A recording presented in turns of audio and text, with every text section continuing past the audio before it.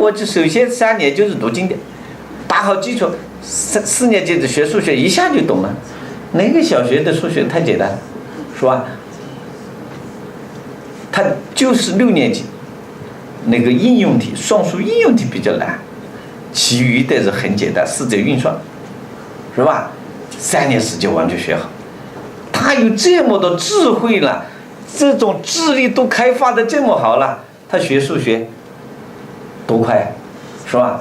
所以我为什么提出来一个7到8节课是这个意思，有针对性的啊，你不要国家课程都不学了，那不行的。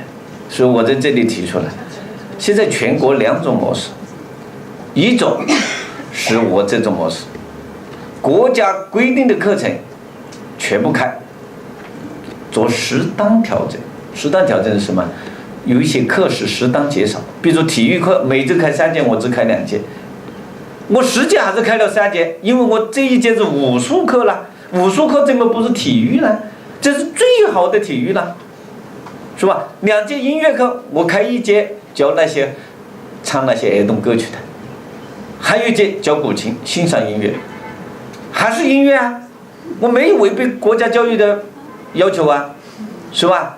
但是我培养出来的水平，我比你国家规定的高出几倍啊，质量要好到几倍啊，是吧？所以我们这个教育啊，好好的。所以我这种模式呢，家长欢迎，你不能脱离社会的。现在社会你没有文凭怎么行啊？没有文凭，一切事情不能做。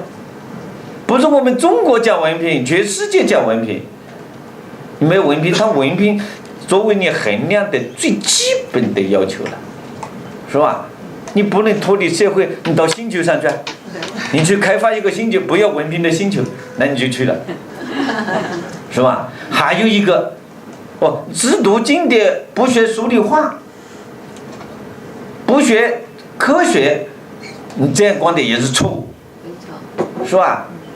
读经典不学科学，我讲了，人文和科学必须是2条腿，同时走路，同时一样大，一样长，差一点都不行。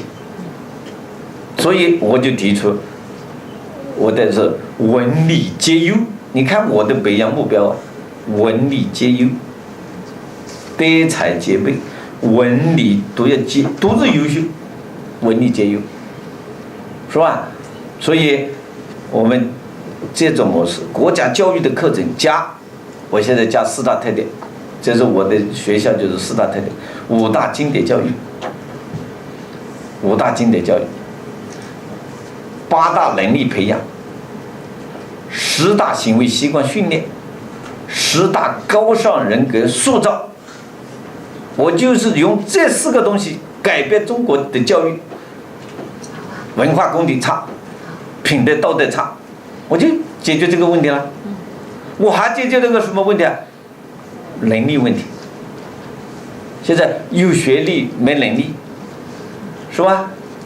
就3个问题，文化功底差，学生能力差，道德品质差。我解决3差嘛，3差我用什么东西来保证呢？我就是5大经典保证文化功底，8大能力保证能力差的问题，10大行为习惯和高尚人格，10大高尚人格塑造，解决中国学生道德素质的问题。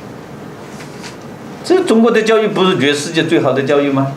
这不是我们总书记总理最想要的教育吗？这不是全国家长所要的教育吗？